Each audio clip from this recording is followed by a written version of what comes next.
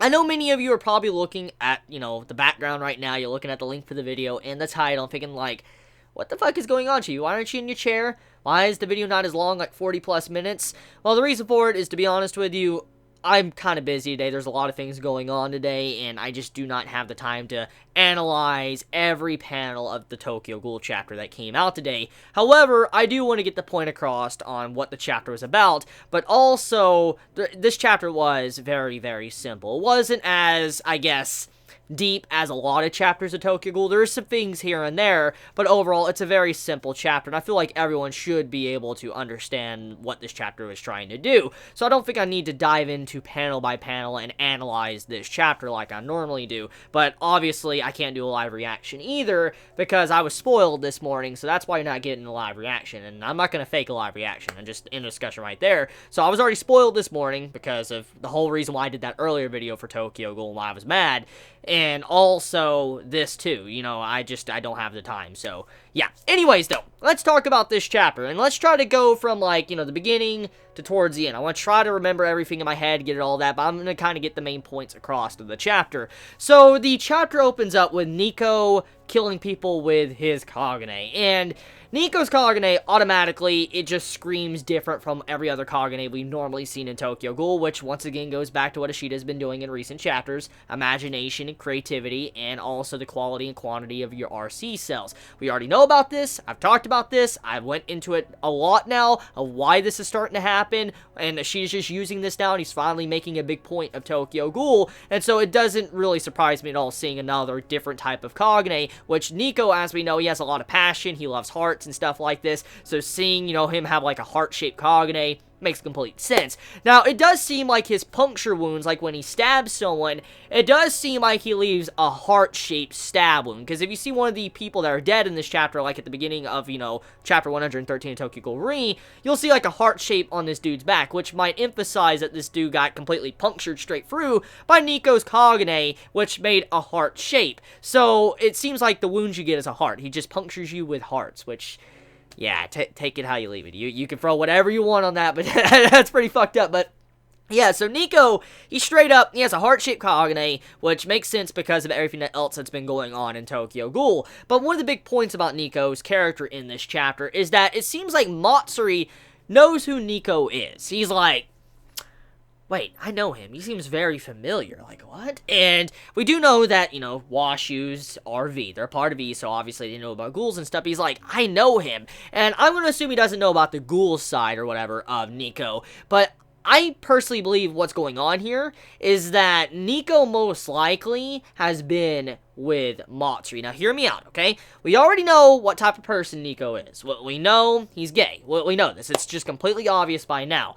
However, we also know now that Matsuri, he has things too. He's also gay, because, look at how he was towards Ure. How he just, stripped himself down. He's like, I love you, and all that, and he started crying and shit. It showed that he also had that side to him. So, there is a very, very likely possibility that Matsuri and Nico have had some time together. They've spent time together, maybe a relationship for a little while. Maybe that's what's happened in the past, and maybe that's why Matsuri recognizes Nico in the first place. He might not know he's a ghoul, but he might recognize him because of, how they're very similar in that way, and, how they have, a thing, and they're also gay. So, besides that, we also do know that Furuta seems to be aware of this fact. He's like, hurry up, end this quickly, end this quickly. It seems like he is worried about that. He is worried that, Matsuri's going to catch on to whatever's going on, or others are going to catch on to what is ever going on here. And it does seem like a lot of CCG members are realizing what is happening, of how a lot of the clowns are humans that are being forced to fight against their will, which is one of the big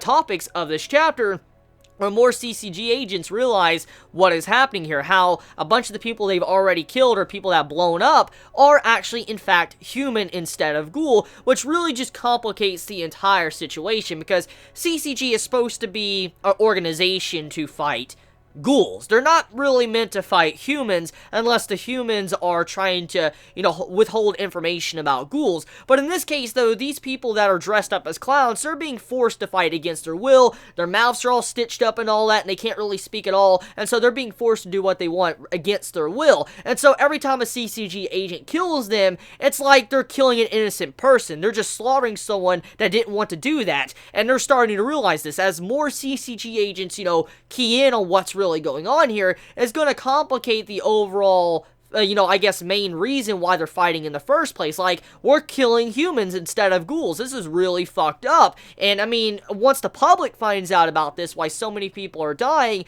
that's gonna, just be grave and bad news for the entire world. Like, holy shit, CCG, they were killing people. They were completely cutting people down, killing them like they were nothing and all that, and they didn't even realize that they were ghouls because their whole job is to fight ghouls in the first place. And you'd think if you've gotten used to fighting ghouls, you would know if they're ghoul or not, at the very least human, but that's probably how the, media or public is going to probably spin that in the first place, and that's what's going on here, and that's why CCG seems to be really upset with this. Like, a lot of them is like, holy shit, no matter how we look at it, this is really bad because of what we're doing right now. We're just murdering people. That's exactly what they're doing. They're just murdering innocent people, and they really can't do much about it because they don't know who is, a ghoul and who is a human because of the mask and the way their face is stitched up. And you also got to factor in, if they start looking at these individuals and they start tearing off the mask and seeing stitches, there's a likely possibility that some ghouls are also like that, and they're just trying to fit in amongst the crowd, and they'll stab you when you try to look.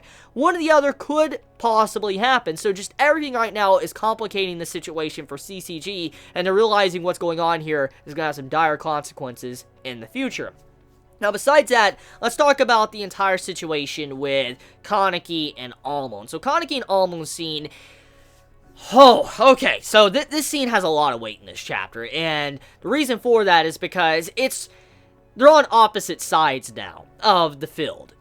In the past, in Part 1 Tokyo Ghoul, there was something very similar that happened. Almond, he got to see Kaneki at his worst. He got to see Kaneki when he was Centipede, and what we're seeing here in this chapter is very similar to what was happening in Part 1 Tokyo Ghoul, and we do know that Ashita loves his parallels. He loves having similar events, like from Part 1 happening in Part 2 of Tokyo Ghoul. It happens all the time. He does this constantly, like maybe like if a character is introduced on Chapter 7 of Tokyo Ghoul Part 1, he'll introduce that character back in, Tokyo Ghoul Chapter 7. What I'm getting at is Ashita constantly does links to his, first part of his series. In this case, that's exactly what's happening here. Almond's entire situation with him going crazy, him just going completely insane, reminds me of the entire scene when Kaneki went insane and Shinohara and them had to step up and stop Kaneki from being Centipede and killing people or just going completely crazy. That's what the scene is. When we see Kuro and we also see Sato trying to stop Almond, it's a very similar situation to how it was with Shinohara and when he tried to stop Kaneki in Centipede, but also when Almond saw Kaneki in Centipede mode. That's what's happening here. It's like Kaneki is in Almond's position, seeing Almond for, how he's going crazy, and Kaneki remembers everything that's happened throughout his journey of Tokyo Ghoul. He remembers that he was the only person on the human side that accepted him for who he was. He knows that Almond was a good guy. He was a good investigator. He was someone that actually saw Kaneki for who he was, instead of someone that was a ghoul that just wanted to kill people, and Kaneki really respected that. He formed like this bond or relationship and respect for Almond throughout his journey, and when you see that in this chapter, he's like, I don't want to be the one to, see you go through this. I don't want you to die. I want you to be fixed because I got fixed. I managed to overcome what you're going through right now, Almond. I don't want to see you going through exactly what I went through, and that's what's happening here. Kaneki wanted to step in and help out Almond, but everyone else is like, no, you can't do this. Kaneki, we understand your feelings. We understand what you're trying to do. We completely understand that.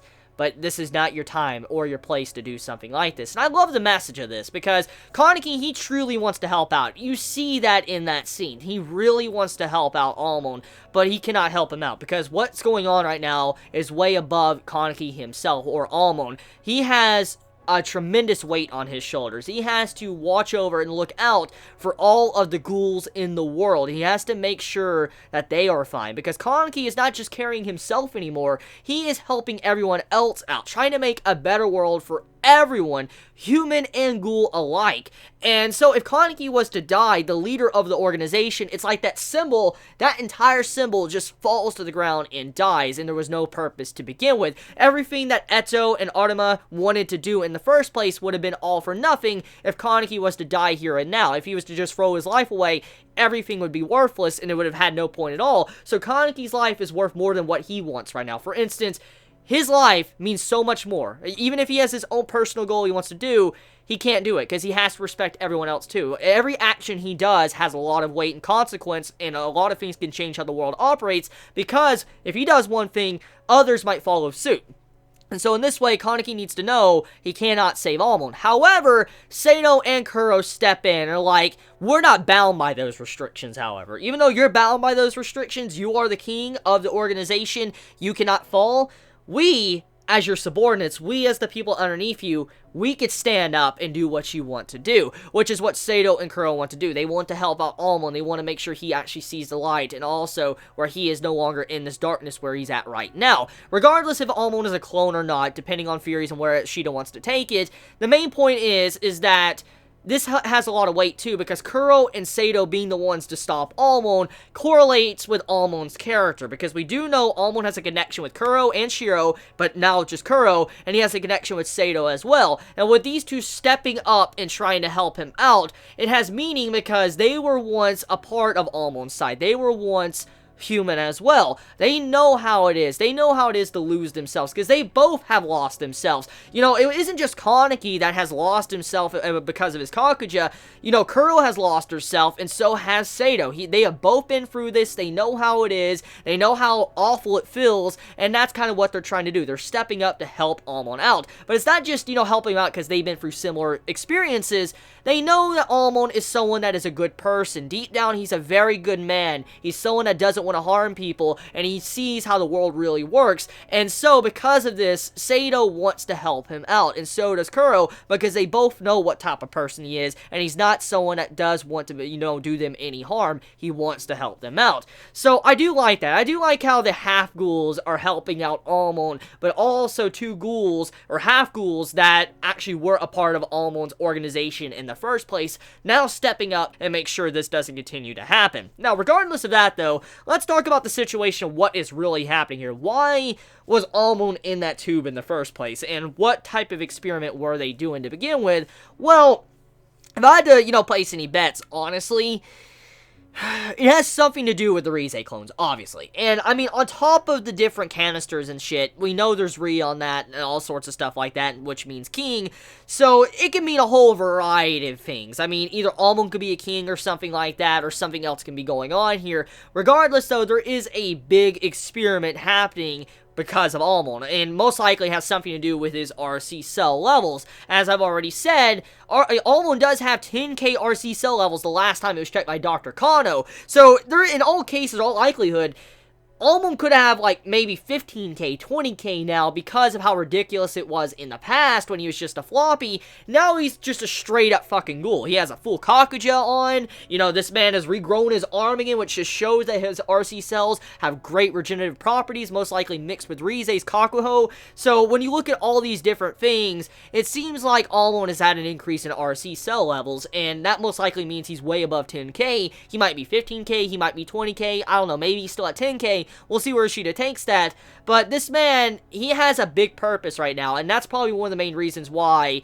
V, Washu, and CCG want him right now, why they're experimenting on him, because of just his level of RC cells, how he's able to maintain this, and why he's able to grow things back, or whatever. I feel like he has a big purpose in the series for whatever V wants to accomplish. He actually goes hand in hand with their main motive. So yeah, I mean, that was a very interesting portion of the chapter when it comes to, you know, Almond, Kuro, Sato, and Kaneki. Well, let's talk about the situation with Uta, Mutsuki, and, you know, Juzo. So, Uta still fighting, obviously, and we now know that Uta is insane. This man is able to imagine different faces and make him his, face. And it's thanks to his, Kagane. We now know imagination, which that's been very obvious. And we now know Uta, the reason why his faces can change like that, and he's called No Face, is because of his Kagane. He's able to use his imagination. And we gotta remember, someone to be able to do something like this, you gotta have a really creative mind. To be able to remember the individual features of a person, that takes a lot of skill, because let's just be completely real here. When you see a person in everyday life, it's going to be hard to remember every single feature on their face. Like, to like the wrinkles, to how their eyes are aligned, to ears, hair, everything. It's going to be hard to just kind of visualize how they truly look without fucking anything up. And it just shows you the level of creativity that Uta has to be able to create these faces on the spot like that. I mean, this man is straight up running from Mutsuki, and he's fighting and all that, and while he's running, he's able to make Sasuke's face. He turned into Sasuke Heisei, and then he's like, hey, Mutsuki, that hurt and all that. So it just shows you he is insane as a ghoul. And I've talked about this already in my previous reviews, that Uta has shown that there is a likely possibility that he might be either like an insane ghoul because his, Kakugan is always active maybe, and it's not probably tattooed. Like what many have theorized, myself included, is that Uta could be someone that has just an insanely high RC cell level as to why his Kakugan never deactivate, why his eyes are always like that, and it just seems like he's tattooed him. Maybe he just used that as an excuse. Or some have said that maybe there's a possibility he is a one-eyed ghoul or something like that. Regardless though, Uta is incredibly powerful. To have a mind to be able to do something like that, to make, faces like that, it just goes with his profession as a mask creator. And I don't think if Uta was that interested or invested in making masks, I don't think he would be as good at making faces. I feel like that's why he's able to do it, is because he's able to visualize, masks and different themes of a person, and then put them on a mask and all that. And that's kind of what he's doing here. He's able to take the person's face and use them.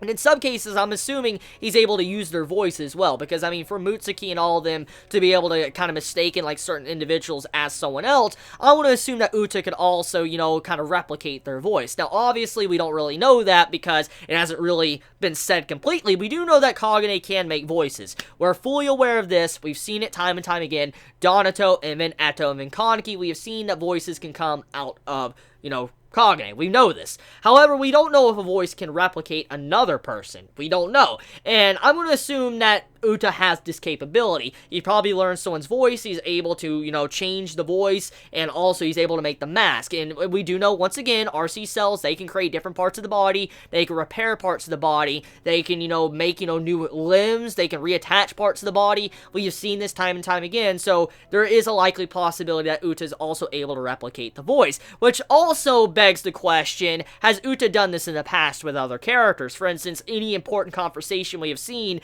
in the past with other people, has Uta done this? Because we do know he can replicate hair, which we see from Sasuke in this chapter, and we do know he could possibly replicate a voice too. We don't have any confirmation though, because it's a manga, we don't actually hear audio. So overall, there is a very likely possibility some characters throughout Tokyo Ghoul and Tokyo Ghoul Re have been manipulated thanks to Uta changing the way he looks, and maybe talking with a character that was a very important scene and changed them for what they are to this day. Who knows? So we'll have to see where it goes, because Uta's ability, it has a lot of questions and mysteries about it, because he can easily just, slip up and go into a middle of, organization, and you wouldn't even know who it is. If he can replicate voice, appearance, and all of that, that's scary as fuck. So we'll see where that goes. We'll definitely see where Ishida takes that aspect of Uta, but he's definitely a powerful individual. I mean, just to see how he's been fucking around with Juzo the entire time, he wasn't letting, Juzo hit him, but Juzo was hitting him earlier on. It just shows he was fucking around. He wasn't really trying to begin with, and for him to be able to do that with someone like Juzo that's supposedly to take the place of Artema,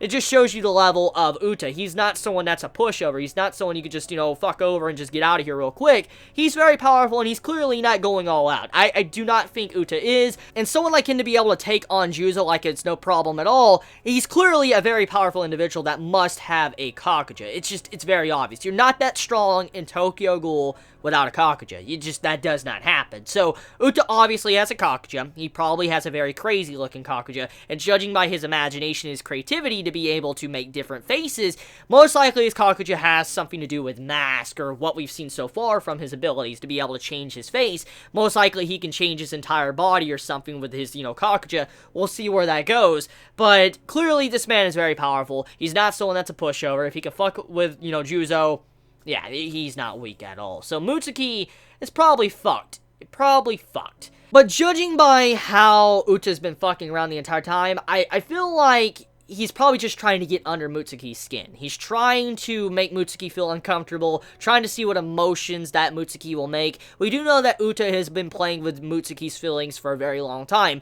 Let's go back to the auction raid arc. We know that Uta was playing with Mutsuki at that time. He was just trying to manipulate Mutsuki, make, Mutsuki feel like absolute shit. And so we do know that Uta has a thing for that. He probably has something with getting under people's skin, making them feel horrible, and that's what's happening here. He's trying to make Mutsuki feel bad, or like, oh, can you kill your senpai? Can you kill, Heisei Sasaki? We'll see how crazy Mutsuki really is from this point onward, because we do know that the QS is family, and if Mutsuki can kill Heisei Sasaki, or someone with Heisei Sasaki's face, and go completely crazy, then this will prove that she is fine with killing her own family, or striking down her own family in this way, because we know Mutsuki is a little bit unlevel right now because of all the shit that happened with Torso. So, yeah, we'll see how far Mutsuki's insanity goes very soon. And I feel like that's what Uta's trying to test. He's trying to see how crazy Mutsuki is and how far, Mutsuki will go. So, yeah, let me know your thoughts in the comments below. How'd you feel about this chapter of Tokyo Ghoul? I know this chapter review is very short compared to what I normally do, but like I said, I did not have the time today. There's a lot of things going on in personal life and all that, and I just do not have the time. So, just please forgive me. You all have a wonderful day or night wherever you live. Please be safe. Chibi out.